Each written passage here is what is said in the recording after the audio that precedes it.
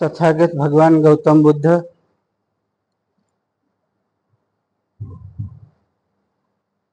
त्यांचा धम्म व सावक संघ या तीन रत्नाला अभिवादन करून बोधिसत्व विश्वरत्न डॉक्टर बाबासाहेब आंबेडकर यांच्या धम्मक्रांतीला पंचांग प्रणाम. उपस्थित उपासक, ऑनलाईन बघणारे उपासक आणि उपासिका यांच्या प्रति मंगल मैत्री व्यक्त करून नेहमीप्रमाणे दर रविवारी मिलिंद प्रश्नाचं पठण आणि श्रवण करतो. आजही त्याचप्रमाणे करू. मागच्या रविवारी आपण भिक्षू आणि ग्रस्त जीवनात भिक्षुनी पराजिक अकुशल कर्म करून जर भिक्षू झाला तर निर्वाणामध्ये ते पूर्वाश्रमीचा अकुशल कर्म अडथळा ठरतं का, याच्याविषयी आपण मागच्या प्रवचनामध्ये किंवा मागच्या प्रश्नामध्ये बघितलं होतं. वेगवेगळ्या प्रकारे भंते नागसेनानी समजावूनही सांगितलं होतं. आजचाही प्रश्न आपण भिक्षू आणि ग्रस्ताच्या मधलाच आहे. कारण काय होतं की भिक्षू कुठून येतो तर ग्रस्तामधूनच येतो. कारण असं नाही झालेलं की भिक्षू एक जमातच वेगळी आहे, जसं महार आहे, मांग आहे, तसं भिक्षूची काही जमात नाही. तो भिक्षू ग्रस्तामधूनच येतो, म्हणजे समाजामधूनच येतो. आणि मग ज्या समाजामधून तो येतो त्या समाजामध्ये आणि भिक्षूमध्ये काही भेद आहेत का, काही अंतर आहे का, काही सुप्रमेसी आहे का, याचा प्रश्न राजा मिलिंदाला पडलेला आहे. आताही आपल्याला पडायला पाहिजे, पण तो दोघालाही पडत नाही. समाजालाही पडत नाही आणि भिक्षूलाही पडत नाही. आणि मग होतं काय नेमकं की ज्याला आपण बॅलन्स म्हणतो की नाही, जर बॅलन्स ठेवायचं असेल तर समाजाने समाजासारखं राहिलं पाहिजे आणि भिक्षूने भिक्षूसारखं राहिलं पाहिजे. नेमकं उलटं होतंय की समाज भिक्षूसारखा वागायला जातो, भिक्षू समाजासारखा वागायला जातो, सारा गोंधळ. आता तुम्ही म्हणाल की भंतेजी तुम्ही काहीही म्हणता, आम्ही कुठे भिक्षूसारखा वागायला जातो. तुम्ही फक्त खाली चिवर आणि डोक्यावरचे केस नाही काढले, पण वागायला भिक्षूसारखं करण्याचा प्रयत्न करता. आणि आमचा भिक्षू खाली बाह्य 2 गुण घेतलेत, तो समाजासारखंच राहण्याचा प्रयत्न करतो. आणि म्हणून मग गोंधळ उडतो. आणि 2700 वर्षापूर्वी हा प्रश्न का विचारावा लागला असेल याचं गमक आपल्याला त्याच्यामध्ये सापडतं. साधा प्रश्न आहे की नाही, किंवा भिक्षूच्या आणि ग्रहस्थाच्या प्रत्येक आचरणामध्ये फरक असायला पाहिजे का, तो हो. कारण जर फरक नसता तर बुद्धाने भिक्षू नावाची जमात पैदा नसती केली ना बुद्धाने. कारण बौद्धांनी सगळ्यात जास्त जोर दिला की भिक्षूवरती आणि 227 नियम बनवले. असं तसं नाही, ग्रस्ताला 5च दिले. फरक आहे म्हणूनच ना की ग्रहस्थाला 5 नियम दिले आणि त्या नियमालाही फक्त सील म्हटलं. आणि भगवान बुद्धांनी भिक्षूला दिलेल्या याला मात्र विनय म्हटलं. तुमच्या 5 याला काय म्हटलंय, सील म्हटलं, आणि भिक्षूच्या याला विनय म्हटलं. मग इथून फरक सुरू होतो की भिक्षू हा 227 विनयाने परिपूर्ण झाल्यावर तो भिक्षू बनतो. ग्रहस्थाला 5 सील पाळायला सांगितली, जप करायला नाही सांगितली, पाळायला सांगितले, आचरण करायला सांगितलं. आणि मग भिक्षू आणि ग्रस्त याच्यामध्ये फरक राजा मिलिंदाला का विचारावा लागला असेल, तर त्यावेळेसही त्याला त्याच्यामध्ये फरक दिसला असेल. म्हणतात ना की जशी पृथ्वी उत्क्रांत होत गेली तशी विकसितही होत गेली. कारण आज परत एक प्रश्न आपण नेहमी म्हणत असतो की आमच्या जमान्यामध्ये असं नव्हतं. आणि कधीपासून म्हणतायत, बुद्धाच्या जमान्यापासून. आमच्या जमान्यामध्ये एवढी वाईट स्थिती नव्हती. आणि कधीपासून म्हणतायत, हे बुद्धापासून. म्हणजे विकास हा माणूस बघण्याचा दृष्टिकोन नेहमी ऊर्ध्वगामी आहे, पुढे बघितल्या जातं, ऊर्ध्वगामी.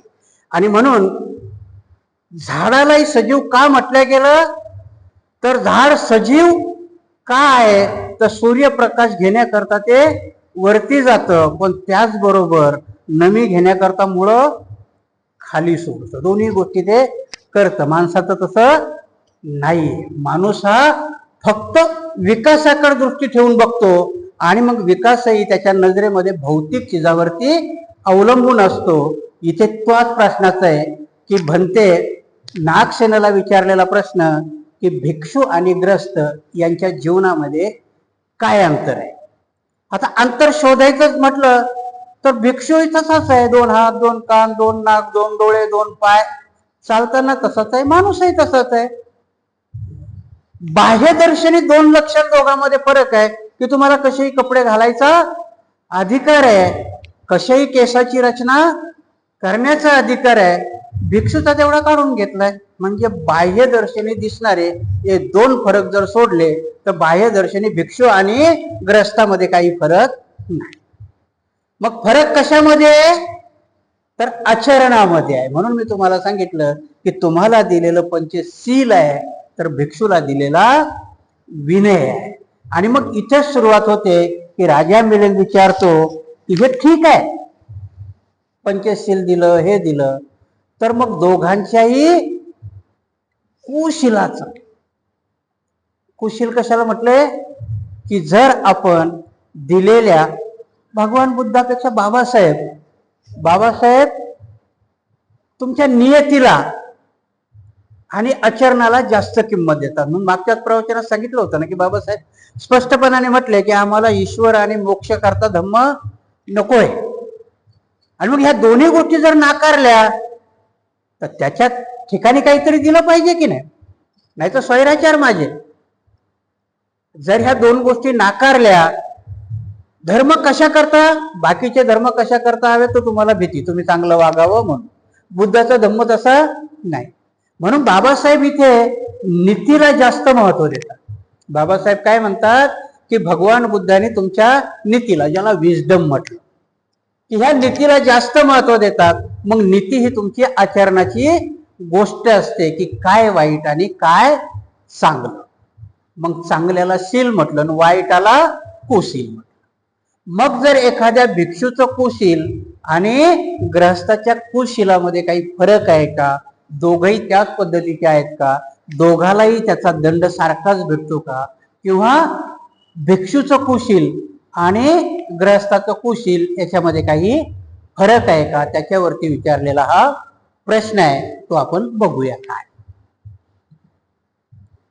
भंते नागसेन एक गृहस्थ दुशील आहे आणि एक भिक्षू दुशील म्हणजे दुराचारी आहे. दोघात फरक काय आहे, दोघांचे दुशील असणे ही सारखीच बाब आहे काय, दोघांनाही त्याचे फळ सारखेच मिळते की दोघांनाही मिळणाऱ्या फळात काही भेद आहे. दुशील म्हणजे आपण वाईट कर्म घेऊया त्याच्यावर, की आपण केलेलं वाईट कर्म. आता याच्यामध्ये 2 गोष्टी आहेत. तुम्ही केलेल्या वाईट कर्माचं फळ भौतिक जीवनामध्ये राजा जर असेल तर राजा दंड देतो. आता तुमची शासन प्रणाली दंड देते. भिक्षुनी चोरी केली म्हणून तुमची शासन व्यवस्था त्याला माफ करेल का? रामाच्या मंदिरातल्या विटा चोरी झाल्या, त्यातला एक जण म्हटलं हिंदूने हिंदूच्या चोरल्या, तुमच्या बापाचं काय गेलं. एका जणाने म्हटलं कायदा तसं मानतो का, नाही मान. कायदा साधू करताही चोरीच आहे आणि ग्रस्ता करताही चोरीच आहे. परंतु धार्मिक दृष्ट्या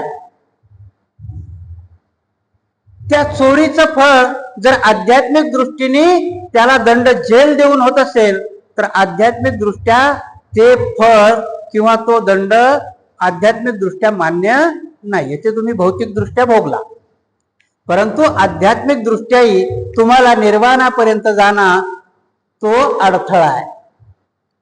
आणि म्हणून भिक्षू आणि ग्रस्ताच्या याच्यामध्ये जर दुशील किंवा दुराचार, आचारामध्ये असणारा दुराचार म्हणजे वेगळं वागणं, वाईट वागणं, याच्यामधला भेद काय आहे, तर त्याच्यामध्ये काही भिक्षूला सूट आहे का, किंवा भिक्षू त्याच्यापासून काही मोकळा असू शकतो का, याच्यावर म्हणते नागसेन उत्तर देतात.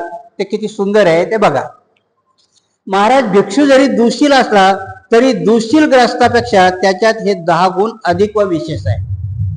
दोघांच्या दुशीलामध्ये फरक आहे. आता दुशीलाचा आपण अर्थ साधा घेऊ की भिक्षू आणि ग्रस्त. भिक्षूने दारू पिणं दुशीलच आहे की नाही, आणि ग्रस्ताने तेही दुशीलच आहे ना. पण दोघांमध्ये फरक काय की गृहस्थ जर जास्त दांडगायत असेल तर दारू पिऊन रस्त्यात उभा राहून तुम्हाला म्हणत तुझ्या बापाचं काय गेलं, मी माझ्या पैशाची पितो. तसं भिक्षूला म्हणता येईल का? याच्यामधला हा फरक आहे की ग्रहस्थाच्या आणि भिक्षूच्या याच्यामध्ये, की दोघांच्या वर्तनामध्ये एकाला मनावरती ताबा ठेवायची गरज नाही वाटत. ठेवायचा तर आहेच आधी, पण वाटत नाही. पण मात्र ते भिक्षूला कंपल्सरी ठेवावं लागते, कारण तो विनय आहे. आणि म्हणून इथे ते समजावून सांगताना म्हणतात की याच्यामध्ये फरक आहे. दारू पेत नसतील का भिक्षू, माहिती नाही. पण बऱ्याचशा गोष्टीत असं कधी कधी कानावर येतं पण लक्षात येत नाही.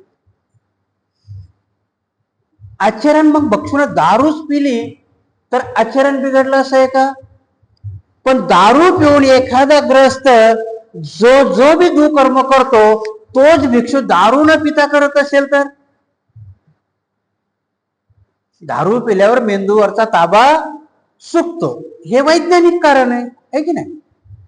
आणि म्हणून तुम्हाला सांगतो की तुम्ही एखादं कुठलं ऍग्रीमेंट जरी करत असाल ना, तर त्याच्या खाली लिहिलं जातं की मी काही नशापान केलं नव्हतं. का?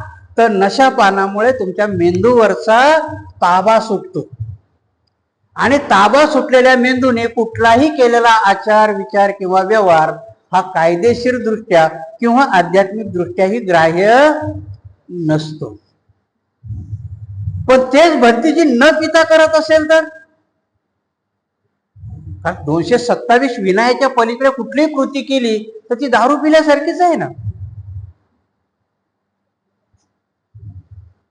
म्हणून इथे मग अध्यात्म आणि भौतिक जीवन याच्यामध्ये फरक होतो. आणि इथे भंते नागसेन बघा हे 10 प्रश्न देतात की ह्या दृष्टीने भिक्षू कसा श्रेष्ठ असतो, आचार विचाराने कसा श्रेष्ठ असतो, ते सांगताना ते हे 10 हे सांगतात. भिक्षू जर दुःशील असला तरी तो बुद्धाविषयी अत्यंत श्रद्धावान असतो. भिक्षूचा आचरणाचं मोजण्याचं पॅरामीटर काय आहे? त्याची कृतीशीलता आहे ना, आचरण आहे. भिक्षूचा तुम्ही चांगला किंवा वाईट हे पॅरामीटर कुठलं आहे? तर त्याची आचारसंहिता.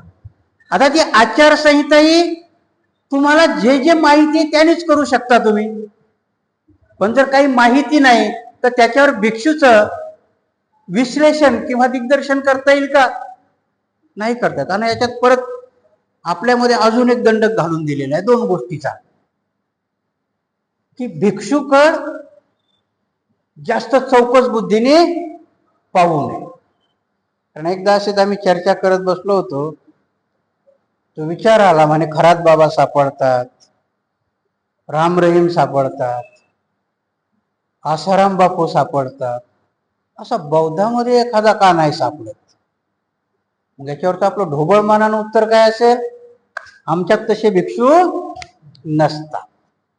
आसाराम बापू सारखे, खरात बाबा सारखे भिक्षू आमच्यात नसतात.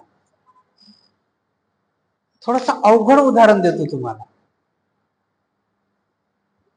की गव्हर्नमेंट क्राईमचा रिपोर्ट डिक्लेअर करतं दरवर्षी. म्हणजे क्राईम मध्ये मग काय काय येतं? चोरी येते, लबाडी येते, बलात्कार येतो, खून येतो, आणि याचा एक रिपोर्ट गव्हर्नमेंट दरवर्षी प्रदर्शित करतं की मागच्या वर्षी खुनाचा क्राईम रेट हा होता, ह्या वर्षी हा आहे, म्हणजे एवढी वाढ झाली का एवढी घट झाली. तसाच ह्या वर्षी एवढे बलात्कार झाले, ह्या वर्षाचे झाले, क्राईम घट झाली की काय झाली. काही गुन्हे असे असतात की ते नोंदवण्याला शरम वाटते. म्हणून बलात्काराचे 100% गुन्हे नोंदवल्या जात नाही. काय सांगायचंय मला, की आसाराम बापू सापडतो कारण तिथे उकरण्याची सुविधा आहे. आम्ही आमच्या समाजाने भिक्षू उकारण्याची सुविधा दाबून टाकली.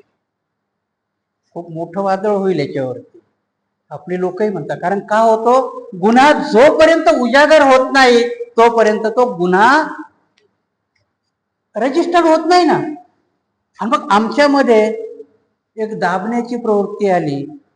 भिक्षूने गुन्हा जरी केला तर काही काही भंतीजीचे चिवर आमच्या लोकांनी उतरले, पण मात्र ते उजागर नाही केले. का उतरले? काय याच्या पाठीमागचा उद्देश, की आमच्या धर्माची बदनामी होऊ नये. ऍक्च्युअली ती बदनामी होऊ नये हा उद्देश आहे का तुम्ही परत दुसऱ्याला प्रोत्साहित केलेलं आहे? कारण गुन्हा कसा घडतो, की तो गुन्हा जर दाबल्या गेला तर दुसऱ्याला त्याची भीती वाटत नाही आणि दुसरा गुन्हा करायला प्रवृत्त होतो. आणि म्हणून सभ्य समाजामध्ये शिक्षेची तरतूद का आली, तर तोच गुन्हा दुसऱ्याने करू नये म्हणून. आणि ही कुठून आली, तर बौद्धाच्या संघामधून आली, भगवान बुद्धाच्या भिक्षू संघामधून आली. कारण नियम का बनवावे लागले, जर माफ केलं तर दुसरा भिक्षू तसाच वागेल. आणि म्हणून समाजाने आणि भिक्षुनी हे दोन अंग आहेत आणि दोन्ही अंग एकमेकावरती डिपेंड आहेत. आणि म्हणून भगवान बुद्ध देवदत्ताच्या प्रश्नाला की भिक्षुनी जंगलातच राहावं, याला बुद्ध विरोध करतात. का विरोध करतात? आणि म्हणून एका कुठल्या शास्त्रज्ञाने केलेली मला माहिती नाही, पण तुमचं चारित्र्य स्वच्छ आहे हे कधी समजतं? तुम्ही समाजात राहता तेव्हा. जंगलात राहिल्यावर तुमच्या चारित्र्याची व्याख्या करता येत नाही. कारण जंगलामध्ये तुमच्या चारित्र्याला धब्बा लावायला आजूबाजूला कुठलीही परिस्थिती नसते. आणि म्हणून काही गोष्टी ह्या ज्या दार्शनिक असतात त्या आपल्याला खूप सुकर असतात. म्हणून बुद्ध देवदत्ताला सांगतात की देवदत्ता, ज्याला जंगलात राहायचं त्याला राहू दे, पण ज्याला समाजात राहायचंय त्यालाही राहू दे. कारण समाजात राहूनच भंतेजीच्या किंवा भिक्षूच्या खऱ्या ब्रह्मचार्याची कसोटी लागते. आणि ह्याच प्रश्न आहे राजा मिलिंदाने. वरवर तुम्हाला वाटत असेल की दोघातला फरक फक्त कळायचा नाही, हा दोघातला निस्ता फरक नाही. हे दोघातलं त्याला काय म्हणता येईल की परीक्षेची कालवा आहे. की निस्ता भिक्षू होणं, चारिका केली, प्रबोधन केलं, याच्याच करता आहे का, तर नाही. आणि म्हणून तिथे सांगतात की भिक्षूच्या आचरणामधले दोष कुठल्या गोष्टीने घातल्या जातात, तर त्यांचा पहिला श्रद्धा कशावर असते, भगवान बुद्धावरती असते. ती उपासकाला किंवा समाजाला बंधनकारक नाही. म्हणूनच तर महाराणी बौद्ध धर्म स्वीकारला म्हणून मांगाने स्वीकारला का नाही. श्रद्धा एकाची आहे, एकाची नाही. पण भिक्षू हा बुद्धाच्या प्रती श्रद्धावान असेल, भले 227 मधले 15 का नियम पाळेना, पण बुद्ध मात्र हा कंपल्सरी आहे. आणि म्हणून भिक्षू हा समाजातल्या उपासकापेक्षा श्रेष्ठ आहे. त्याच्या आचरणाला पुष्टी देण्याला तो बुद्धाला जसा मानतो तसा धम्मालाही मानतो. नुसता बुद्धाला मानून हे करतो का, धम्माचं जे वचन आहे त्यालाही तो मानतो. समाजामध्ये सर्वच मानतात का, नाही. बाबासाहेबांनी महाराला जरी धम्म दिला तरी महारातली 25% जमात अजून खंडोबा आणि साईबाबा करते. आणि म्हणून बाबासाहेबाला 22 प्रतिज्ञा द्यावा लागल्या. बाबा तुला बुद्ध व्हायचं रे, तर मग ह्या 22 प्रतिज्ञा पहा. कारण बाबासाहेबाला माहिती होतं की हा ऐकणार नाही, तर्क देईल वेगवेगळे. आजही आम्ही तर्काच्याच भानगडीमध्ये पडलेलो आहोत, वेगवेगळे तर्क देतो. आणि म्हणून तिथे दुसरा जो आहे की तो बुद्धाच्या प्रती समर्पित आहे. भिक्षू त्याचा अभ्यास जरी नसेल, त्याला प्रवचन द्यायला लागलं तर तो तुम्हाला दुसऱ्याकडे घेऊन जाणार नाही, तो तुम्हाला धम्माकडेच घेऊन जाईल. आणि तिसरा संघाच्या प्रती तो सजग असतो, त्यांच्यामध्ये इन्व्हॉल्व असतो, संघामध्ये समावल्या जातो. हे 3 गुण त्याच्यामध्ये आहेतच. पण चौथाही गुण त्याचा हे आहे की आपल्या गुरुबंधूविषयी अत्यंत श्रद्धा बाळगणारा असतो. आता मी परत धाडशी विधान करतो की त्यावेळेसचे भिक्षू, आताचे भिक्षू गुरुबंधूविषयी पाहतात की नाही ते तुम्ही अभ्यास करा. म्हणजे संघ का निर्माण करण्यात आला होता? कारण एक जिन्सीपणा असा. बघा, चालता चालता बोलता बोलता आपण काय म्हणतो की एकीत बळ आहे, बेकीत नाही. संघ कशाचा प्रतिमा आहे? ऐक्याची प्रतिमा आहे. संघ कशाची प्रतिमा आहे? ऐक्याची प्रतिमा आहे. आणि त्या ऐक्यामध्ये खरोखर एवढी ताकद असते, मग ती चांगली असो का वाईट असो. राम मंदिरातले सगळं सोनं नाणं लुटलं, पण अजूनही कोणाची हिंमत होत नाही त्या मोहन भागवतला बोलायची. कारण वाईट का होईना, त्याचा संघ आहे. संघामध्ये एवढी ताकद असते की वाईटाच्या संघालाही लोक घाबरतात. म्हणून चंबोळच्या खोऱ्यातल्या डाकूला लोक घाबरतात. वाईटाचा का होईना त्यांचा संघ असतो. आणि म्हणून बुद्ध सांगतात की वाईटाच्या संघाला लोक घाबरतात, परंतु चांगल्याच्या संघाला आदरयुक्त भीती झाली पाहिजे.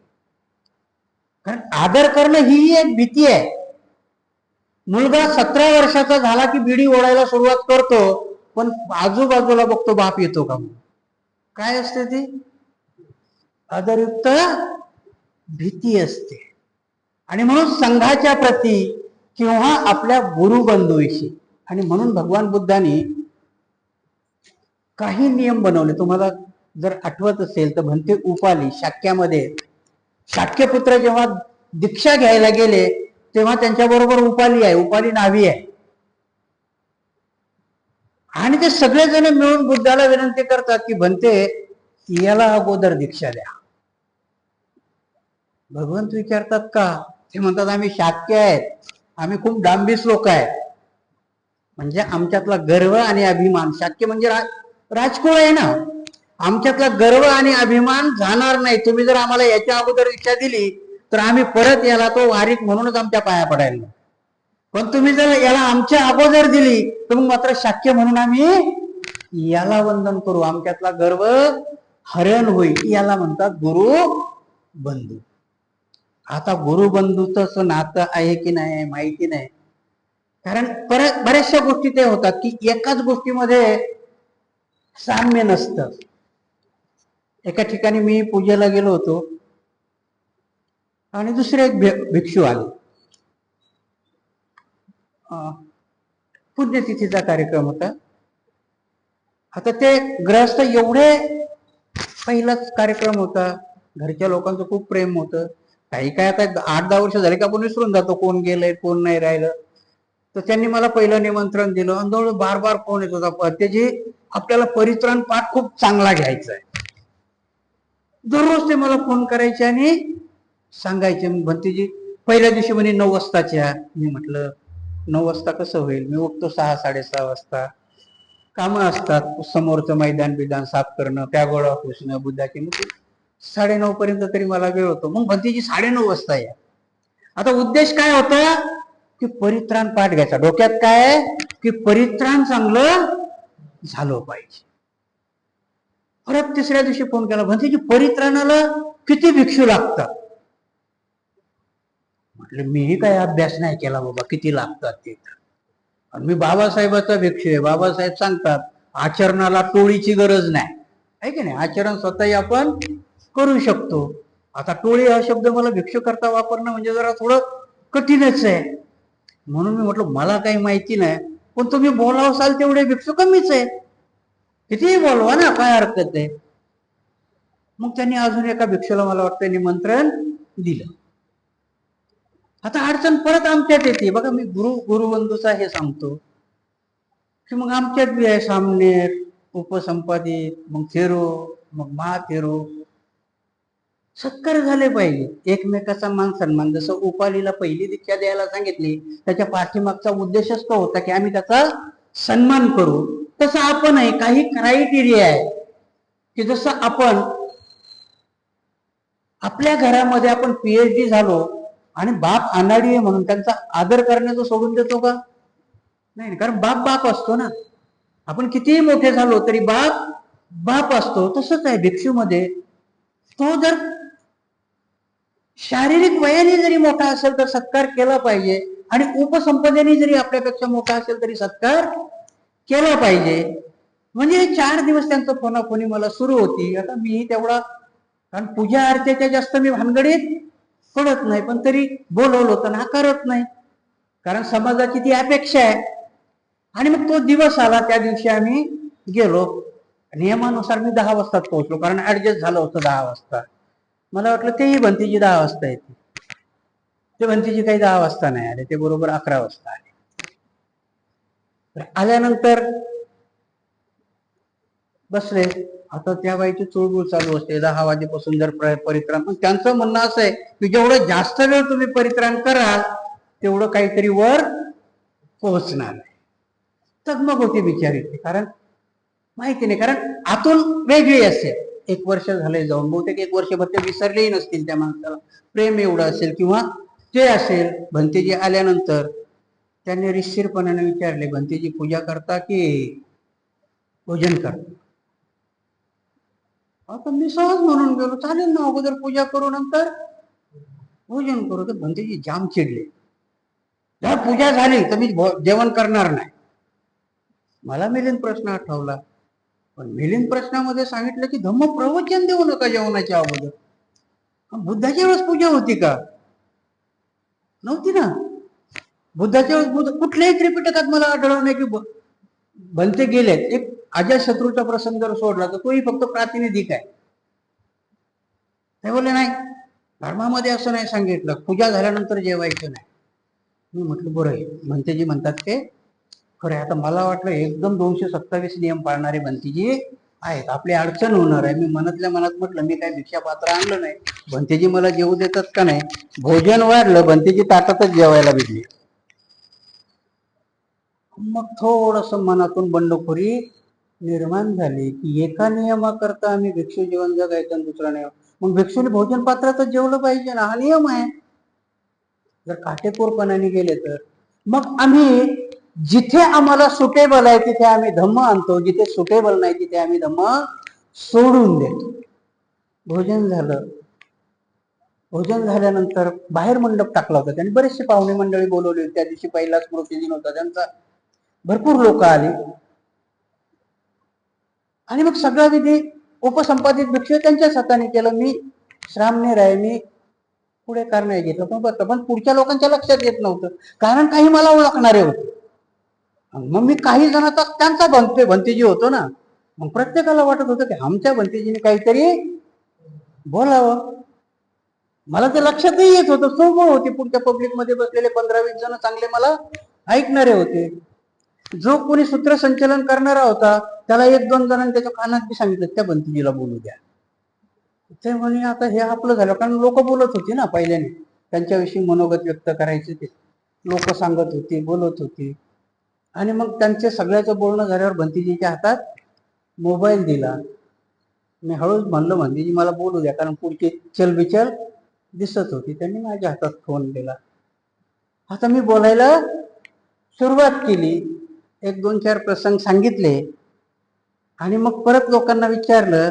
अजून 2 प्रसंग सांगून मी माझं प्रवचन संपवीन. तेवढ्या जोरात भंतेजी ओरडले, हो आता बस करा. म्हटलं बरं बस करा, तर बस करा. मी माईक त्यांच्या हातामध्ये दिला. त्यांना काहीतरी वाटलं म्हणून ते हळूच मला म्हटले मला जरा लवकर जायचे. म्हटलं हरकत नाही ना, तुम्ही बस करा म्हटले, मोठे आहेत. मी बस केलं, दिलं तुमच्या हातामध्ये. मग त्यांचं प्रवचन झालं. मला वाटलं भंतेजीला घाई जातील. दानाचा कार्यक्रम झाला. तर मला जास्त दानात मी काही स्वारस्य नसतो, म्हणून मी त्यांची रजा घेतली आणि निघलो. आणि भंतेजी, मी जेव्हा इन्क्वायरी केली तेव्हा भंतेजी 3 वाजेपासून 6 वाजेपर्यंत हातात दोरे बांधत होते, दान शिकत. प्रसंग असा असतो की आपण कुठल्या याने हे करतो, कुठलं तारतम्य बाळगतो. आणि म्हणून इथे गुरुबंधूविषयी आदर बाळगतात हे म्हणते नागसेनाने सांगितलेलं आहे. मला वाटतं आताही माझ्या मनात तेवढा आदर नव्हता. कारण आदर असण्याकरता कोणाच्याही असो, की आदर असण्यापेक्षा माझ्या मनात जी त्याच्याविषयीची धारणा आहे, तो माणूस जर ती फुलफिल करत नसेल तर त्याच्याविषयी आदर राहत नाही. ही सायकोलॉजीची भाषा आहे. कोणाची असेल, जर तुमचा मोठा भाऊ तुमच्या अपेक्षेला उतरत नसेल, तुमची अपेक्षा आहे की मोठ्या भावाने माझ्याकडं बघितलं पाहिजे, माझ्या काय गरजा आहेत त्या मोठ्या भावाने पूर्ण केल्या पाहिजे, मोठा भाऊ जर त्या पूर्ण करत नसेल तर तुम्हाला त्याच्याविषयी आदर राहणं शक्यच नाही. ह्या गोष्टी आहेत. तसं इथे जर लिहिलं तर त्यावेळेचे भिक्षू मात्र गुरुबंधूचा आदर करत होते. आताही करावा अशी अपेक्षा जरूर आहे. तर पाचवं आहे, सदैव ते धार्मिक चर्चेत रमून असतात. कारण भिक्षू तुम्हाला राजकारणही जर सांगत असेल तर धर्माच्या माध्यमातूनच सांगतो. धर्म सोडून कधी तो राजकारण सांगत नाही. कारण काही काही वेळेस बऱ्याचशा गोष्टीत माझ्या बाबतीतच घडतात. आमचेच भिक्षू कधी कधी एकदम प्रेमानं सांगतात, आपलं काम नाही हो बनते, तुम्ही कशाला म्हणतो. ते कळान सुद्धा काय आहे. अजाशत्रूने वज्जीवरती विजय मिळवण्याकरता काय करायला पाहिजे हे ऐकण्याकरता आपला दूत बुद्धाकडे कशाला पाठवला होता. राजकारणच होता ना. राजाने विचारलेला सल्ला राजकारणच आहे की नाही. भगवान बुद्धांनी सल्ला दिला, आनंदाच्या मार्फत दिला. ते आनंदाला विचारतात, आनंद वज्जीचे लोक एकत्र बसतात का. आनंद म्हणतात हो बसतात. मग नाही जिंकता येणार त्यांना.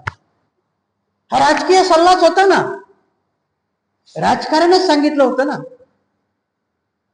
आणि मग त्या भिक्षूंनी जर बुद्धाच्या परिप्रेक्षमध्ये, धर्माच्या परिप्रेक्षमध्ये जर सांगितलं तर ती चर्चा धार्मिकच असते ना, राजकीय असते का नाही. पण त्याच्याकडे आमच्या बघण्याचा दृष्टिकोन वेगळा आहे. कारण दृष्टिकोनाला आपण कितीही नाही म्हटलं तरी आपण पक्षपाती असतोच. बिना पक्षपाती तुम्ही असूच शकत नाही. कारण तुमचा दृष्टिकोन. बुद्ध का सल्ला देऊ शकत होते तर ते पक्षपाती नव्हते, त्याच्या पलीकडे गेलेले. आजही आम्ही पक्षपाती का आहोत. जर बाळासाहेबाचा कार्यकर्ता असेल तर बाळासाहेबांनी केवढी मोठी चूक केली तरी त्याच्या कार्यकर्त्याला ती चांगलीच वाटेल, कारण तो त्याच दृष्टीने चिंतन करत असतो. रामदास आठवले बीजेपीत काय याचं सुंदर विश्लेषण आरपीआयचा कार्यकर्ता देतो. नुसतं तेच नाही तर हे फुटून गुवाहाटीला का गेले याचंही सुंदर विश्लेषण देतात. म्हणून तुम्ही पक्षपाती असताच. मनुष्य हा पक्षाची बाजू घेतल्याशिवाय असू शकत नाही. आणि जो निरपेक्षपणाने हे करतो त्याला खरा भिक्षू म्हणतात. आणि म्हणून भिक्षू कधीही धर्माच्या व्यतिरिक्त चर्चेमध्ये पडत नाही. दुसऱ्या चर्चेमध्ये जरी तो गेला तरी धर्माला बाजूचा आवरण दिल्याशिवाय राहत नाही. आणि म्हणून भिक्षूच्या आचरणामध्ये जर कशाची सूट असेल तर ह्या गोष्टीची सूट आहे की त्याचं आचरण थोडं जरी इकडे तिकडे जरी असेल पण ह्या गोष्टीमुळे ते झाकल्या जातं किंवा ह्या गोष्टीमुळे त्याच्यावरती पडदा पडतो. तशाच प्रकारे तो विद्वान असतो. आता तुम्ही म्हणाल की आताचे भिक्षू खरंच विद्वान आहेत का.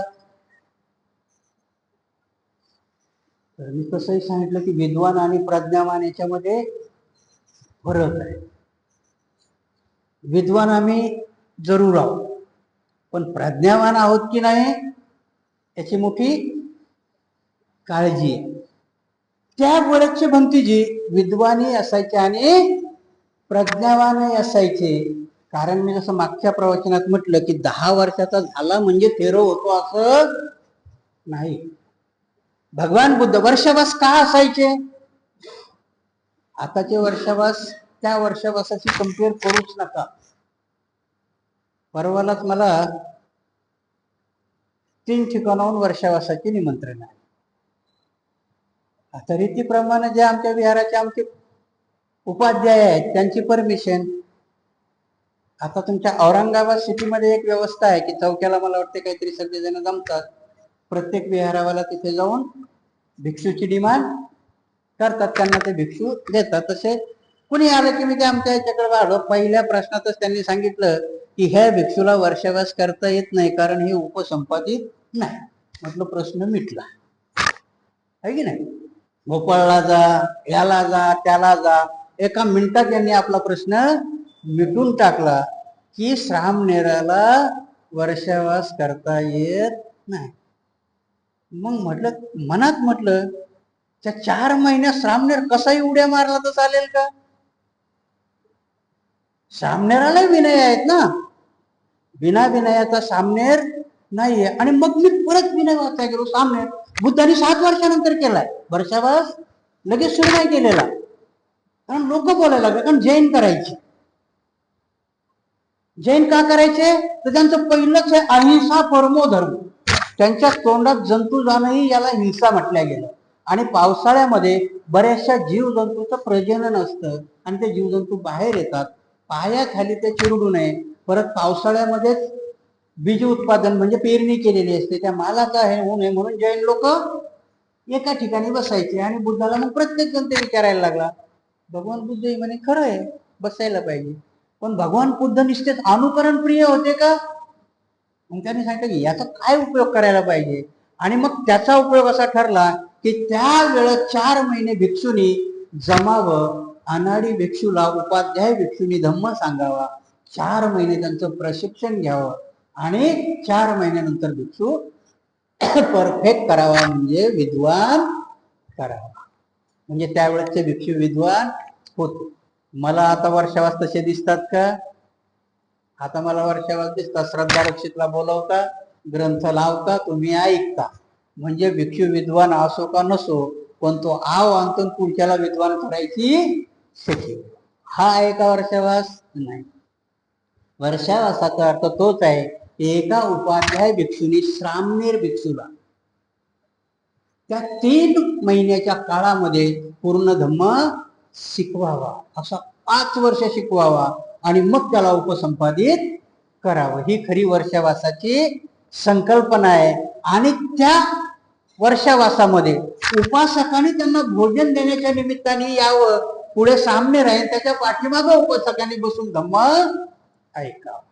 ही खरी संकल्पना वर्षावासाची आहे. आता वर्षावासाची संकल्पना ठीक आहे, आपण बदलली, पण एवढी बदलू नये. जर काही बदल केलेत तर त्या बदलामध्ये काही चांगल्या गोष्टी घडवाव्यात. आणि म्हणून तो विद्वान असतो, सभेमध्ये तो सभ्यपणाने वागत असतो. कुठलाही भिक्षू, आजही ती संकल्पना तुम्ही लोकांनी कायम ठेवली की भिक्षू भोजनाला घरी बोलवला, कुठल्याही कार्यक्रमाला बोलावला तर त्याची धम्मदेशना ऐकल्या जाते. किंवा कुठेही आजही नियम पाळल्या जातात की भिक्षू जर कुठल्याही सभेमध्ये बोलावला तर शक्यतोवर भिक्षूला तो मान सन्मान दिला जातो, वरती बसवल्या जातो. बोलण्याच्या पद्धतीमध्ये भिक्षू सगळ्यांच्या शेवटी ठेवल्या जातो. आणि तो भिक्षूही त्या सभेमध्ये भिक्षू सारखाच वागतो, तो आताताईपणा करत नाहीये. आणि म्हणून हे गुण भंते नागसेन राजा मिलिंदाला सांगतात की भिक्षूच्या कुठल्या दुःशलाला जर काय सांभाळून घेत असेल तर हे त्याचे 10 नियम आहेत, त्यानुसार तो वागतो. म्हणून त्याच्यावाला शिलामध्ये, कुशील म्हणजे शील न पाळणं, काही गोष्टीमध्ये शील न पाळणं, त्याला ह्या गोष्टी सहाय्यभूत होत असतात. तर 8 आहे, निंदा भयामुळे तो आपल्या शरीरावर, वाणीवर पूर्णतः संयम ठेवतो. कारण भय कशाचं आहे माणसाला? निंदेचं भय आहे की नाही. भगवान बुद्ध तर लज्जेला धन म्हणतात की मला उपासकाने किंवा माझ्या पेक्षा वरिष्ठ भिक्षूंनी नाव ठेवू नये या संकोचापोटी तो त्याच्या आचरणामध्ये चांगल्या गोष्टी आणण्याचा प्रयत्न करतो. आणि म्हणून यामुळेच त्याच्या त्या दुःशलाला सांभाळून घेतलं जातं. त्याचा ओढा उन्नत त्याच्या पथाकडेच असतो. आता उन्नत म्हणजे काय की जसं भौतिक जीवनातली उन्नती काय आहे तर धन संपत्ती अर्जन करणं, आई वडिलाचा सांभाळ करणं, स्वतःमध्ये नियतीची उत्कर्षता घडवणं, हा विकास झाला. तसा भिक्षूचा विकास काय असेल तर भिक्षूचा विकास आहे की समाजामध्ये वावरत असताना समाजाला उद्बोधित करता करता स्वतःही निर्वाणाकडे जाणं, याला भिक्षूचा विकास म्हणतात. आणि चांगला भिक्षू ह्याच मार्गावरती जाण्याचा प्रयत्न करतो. आणि म्हणून त्याच्या दुशीलचा अर्थ काय की एखाद्या शिलाचं पालन न करणं, हे जरी घडलं तर ह्या 10 कारणामुळे मात्र त्याला हे करून जातो. आणि 10वं कारण आहे, दुसऱ्या भिक्षूच्या संगतीत आपले जीवन घालवित असताना जर काही पाप करीत असला तरी ते समित असते, अतिशय संकोचपूर्वक तो करत असतो. कारण बुद्धही सांगतात की परिपूर्ण कुणीही नाही, परिपूर्ण झाला की तो सम्यक संबुद्ध. परिपूर्ण ना भिक्षू आहे आणि उपासक, परंतु त्या परिपूर्णतेच्या मार्गावर चालत असताना कुठलीही कृती करताना संकोच वाटतो. आणि म्हणून इथे भंते नागसेन एका विवाहित स्त्रीचा प्रसंग सांगतात की विवाहित स्त्री शील भ्रष्ट व्हायचं जरी असेल तर ती राजरोज शील भ्रष्ट होत नाही. संकोचन करते, लपून करते, काही ना काहीतरी झाकून करते. त्याच प्रकारचा एखाद्या भंतेजीचं शील त्याला तोडायचं जरी असेल तर तो राजरोसपणे तोडत नाही, तो संकोचतो, तो कुठेतरी लज्जावश होतो. आणि त्याचप्रमाणे जशी ती स्त्री की तिला भ्रष्ट व्हायचंच आहे परंतु ती संकोचपणाने करते, त्याचप्रमाणे भिक्षूही त्याच पद्धतीने शिलाचं हे करत असेल तर हे का होतं. म्हणून भगवान बुद्ध परत त्या 10 गोष्टी सांगतात की भिक्षू वेश धारण करून तो आपली दक्षिणा शुद्ध करतो. मग भिक्षू मी जसं सांगितलं की पहिल्याच गोष्टीत त्यांनी 2 बाह्य लक्षणांनी दर्शवून दिलेलं असतं की तुमच्या सगळ्यात का असावं हे भगवत वस्त्र. मी म्हटलं ना, भगवत वस्त्र भिक्षू बौद्धांनी का दिलं असेल. हे वस्त्र घेतल्यावर काय लगेच तुमची चर्या सुधारते का नाही. भगवान बुद्धही म्हणतात ना की त्याच्यानंतरचे बरेचसे भिक्षू म्हटले की गंगेच्या पाण्यात ओढून धुतल्याने पाप धुतले नाही जाणार, तसं हे अंगावर वस्त्र धारण केल्याने होणार आहे का नाही.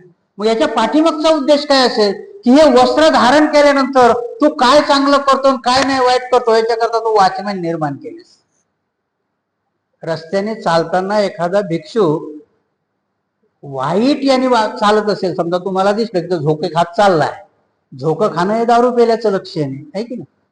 असं दिसल्यानंतर एखादा माणूस दारू पेल्याला तुम्ही रस्त्यात बघितलाय तरी तुम्ही त्याच्याकडे काय करता नसते, एकदा बघता आणि निघून जाता. पण तो अंगावर जर चिवर असेल आणि तो माणूस त्या अवस्थेत तुम्हाला दिसला तर काय करा, 2 गोष्टी कराल ना की एक तो उचलून घराच्या आत न्याल, त्याला शुद्धीवर येण्याचा प्रयत्न कराल आणि शुद्धीवर आल्यावर सांगाल की भंतीजी हे तुम्हाला शोभतं का.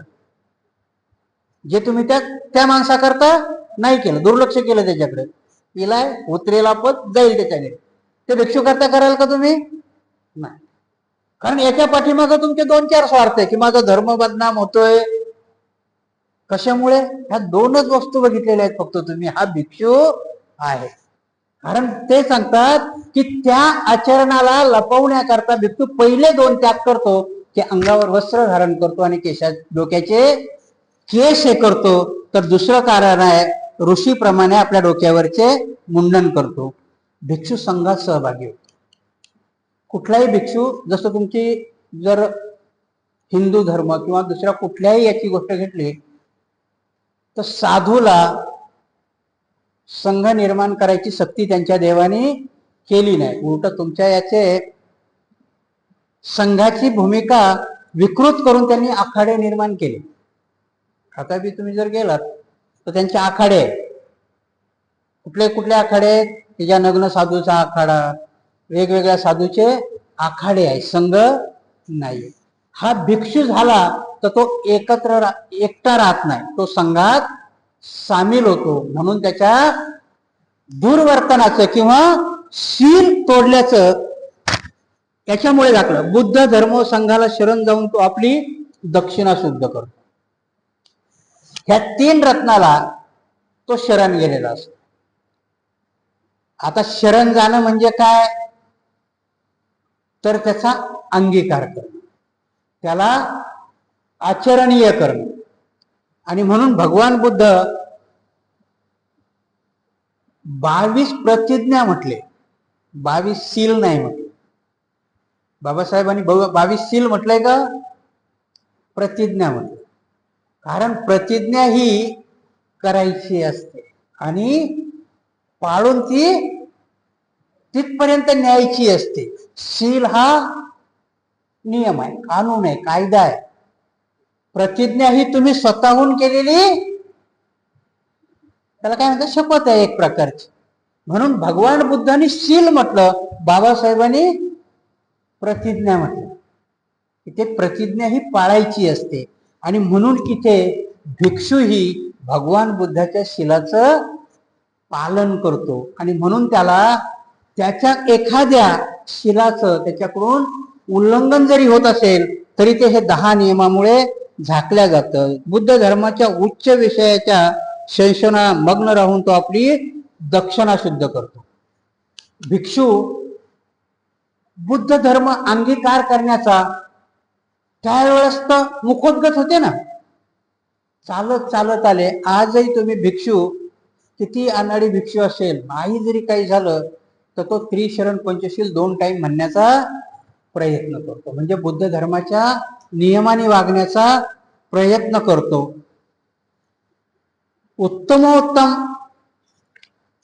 धर्मदेशना करून तो आपली दक्षिणा शुद्ध करतो. कुठलाही भिक्षू, काही काही भिक्षू बघितले, जेव्हा मी ग्रस्त जीवनात होतो तेव्हा काही नाही सांगता आलं तर ते जातक कथेमध्ये एखादी कथा सांगायची जेवण झाल्यानंतर.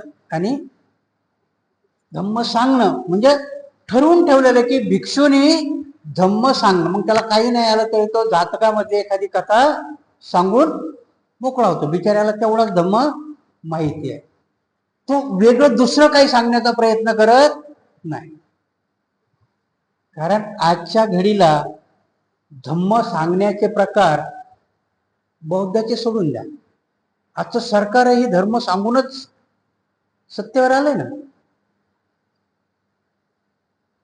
आणि म्हणून उत्तमोत्तम आणि खरा धर्म हा भिक्षू सांगतो. म्हणून त्याच्या एखाद्या आचरणाकडे दुर्लक्ष केल्या जातं, त्याची दक्षिणा शुद्ध केल्या जाते. बुद्धाला सर्वश्रेष्ठ मानून तो आपली दक्षिणा शुद्ध करतो. महाराज वर सांगितलेल्या 10 गोष्टीचे प्रत्यक्ष आचरण करून तो आपली दक्षिणा शुद्ध करतो. ह्या 10 गोष्टी तो आचरणात आणतो भिक्षू. आजही तुम्ही थोडस अवलोकन करा. मी बोलताना बऱ्याचशा गोष्टी करतो, पण एकदा अंगावर चिवर आलं की बऱ्याचशा गोष्टी ज्या त्यांनी पूर्वाश्रमी ठरवलेल्या असतात त्या ऑटोमॅटिक घडून पडतात. किती त्याच्या मनात, मी मागच्याच प्रवचनात म्हटलं की कितीही जर तो, मी सांगितलं ना की काही काही गोष्टी प्रतिष्ठा आणि मान सन्मान याच्याकरताच काही काही भिक्षू झाले. पण जेव्हा तो खरा अभ्यास करायला लागतो तेव्हा मान प्रतिष्ठा आणि मग तो पहिलं बुद्धाचं कॅरेक्टर उभा करतो. भगवान बुद्ध एका राजाचे राजपुत्र होते, न मागता मान प्रतिष्ठा मिळत होती ना. आजही जर तुमचा देशाचा पंतप्रधान आहे, तुमच्या मनात असो चाहे नसो, मान आणि प्रतिष्ठा त्याला लागू नाही ना. की आमच्या देशाचा पंतप्रधान दुसऱ्या देशात गेला आणि त्या डोनाल्ड ट्रम्पने त्याचा अपमान केला तर तो आम्हाला आमचा वाटला ना. इथे आम्ही काही शिव्या देऊ, पण तिथे जर माझ्या पंतप्रधानाचा अपमान तो करत असेल तर मग इथे वाईट मला वाटतं, कारण ती माझी मान आणि प्रतिष्ठा गेल्यासारखं वाटतं. आणि म्हणून की इथे मान आणि प्रतिष्ठा मिळवण्याकरता जरी भिक्षू झाला असला, पण जेव्हा तो त्या समूहात येतो तेव्हा त्याला कळतं की मान आणि प्रतिष्ठेकरता भिक्षू होणं नाही. कारण मान आणि प्रतिष्ठा ही कमवण्याची गोष्ट आहे. म्हणून माझ्या वडिलाचं एक गोष्ट मला खूप चांगली आठवते. ते नेहमी म्हणायचे, अशुद्ध भाषेत म्हणायचे की बाबू, भरोशाची भीक मागितली नाही पाहिजे, ती कमवायची वस्तू आहे. काय म्हणतात ते? भरोशाची भीक मागितली नाही पाहिजे, ती कमवायची वस्तू आहे. आजही तुम्ही विचार करून बघा, आपण सहज मनाने काय म्हणतो, हे माझ्यावर विश्वास ठेव रे. माझे वडील म्हणायचे असं कधीच नाही म्हणायचे. ती भीक आहे. भरोशाची भीक कधी मागायची नाही. तेच बुद्ध सांगतात भिक्षूला की मान सन्मान ह्या गोष्टी अगोदर तू ठरव, त्या ऑटोमॅटिक तुझ्याकडे येतील.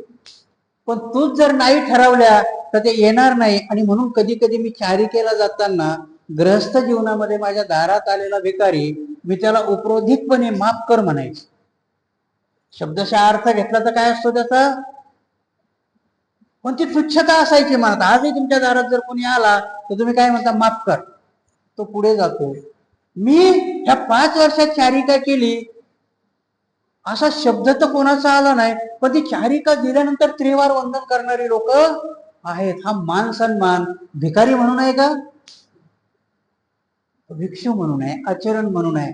की माझा धर्मगुरू किंवा माझा भिक्षू, त्याची चर्या पण तो कोणावर डिपेंड ठेवत नाही. म्हणून ही मान सन्मानाची गोष्टही असते. आणि म्हणून इथे भंते नागसेन त्यांना समजावून सांगतात की ग्रस्तामध्ये आणि भिक्षू मधला हा फरक आहे.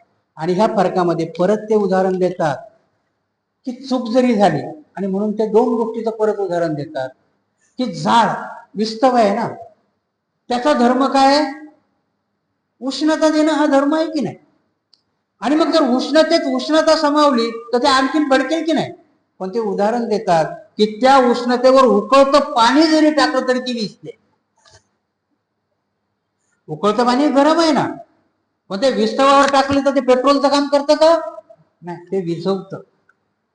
आणि तशाच प्रकारचं आहे की भिक्षुनी थोडी जरी एखादी गोष्ट ही केली तरी ते मलिन होत नाही. लोक ती समावून घेतात. कशा पद्धतीने? की जर एखादी वस्तू चिखलामध्ये पडली, पाण्याने धुतल्यानंतर ती स्वच्छ होते, तसंच भिक्षूचं एखादं शील दुःशील जरी झालं तरी ह्या सगळ्या गोष्टींनी ते धुतल्या जातात.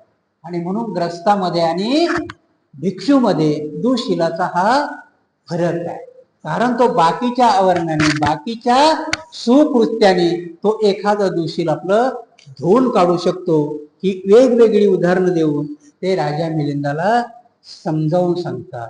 आणि राजा मिलिंदाचंही समाधान होतं. इथं तर तो ह्या पद्धतीने म्हणतो भंते नागसेनाला की भंते नागसेन, मी हा एक क्षुल्लक प्रश्न विचारला होता तुम्हाला. आता तसं बघितलं तर क्षुल्लकच आहे ना. मी सुरुवातीलाच सांगितलं की तुमच्यामध्ये भिक्षूमध्ये फक्त खाली चिवर आणि डोक्याचं मुंडन हे जर सोडलं तर तसा काही फरक नाही. फरक कधी कळतो? जेव्हा तुम्ही आचरणीय होता तेव्हा. नाही तर तुम्ही माणूस आहे. भगवान बुद्धही सांगतात की मीही एका आई बापाच्या पोटीच जन्माला आलो. ते नॉन बायोलॉजिकल म्हणत नाही. भगवान बुद्ध काय म्हणतात? मी बायोलॉजिकल आहे, एका आई बापाच्या पोटी जन्म घेतलेला आहे. आणि म्हणून तुमच्या आणि माझ्या कर्मामध्ये काही फरक नाही. उलटा फक्त मी की सगळे क्लेशमुक्त झालो, तुम्ही झाला नाही, हाच फरक. बुद्ध आणि मानवामध्ये, भिक्षूमध्येही तोच फरक आहे की तुमच्या आणि त्याच्या दिनचर्येमध्ये किंवा त्याच्या आचरणामध्ये हे एवढे 10 फरक आहेत. आणि ह्या 10 फरकामुळे एखादं जरी दूषित झालं तरी त्याला ते समजून घेतलं जातं. जसं चिखलाने भरलेली वस्तू पाण्याने स्वच्छ करता येते, तसं भिक्षूचा एखादाही विनय किंवा एखादाही शील जरी भ्रष्ट झालं तर बाकी गोष्टींनी ते सावरता येतं. म्हणून उपासकापेक्षा कधीही भिक्षू श्रेष्ठच असतो, कारण तो आचरणीय असतो. त्यामुळे भंते नागसेनाला राजा मिलिंद म्हणतो की मी विचारलेला हा मामूली प्रश्न, पण तुम्ही तो किती सुंदर रीतीने समजावून सांगितला. मला वाटते तुम्हालाही तो प्रश्न समजला असेल.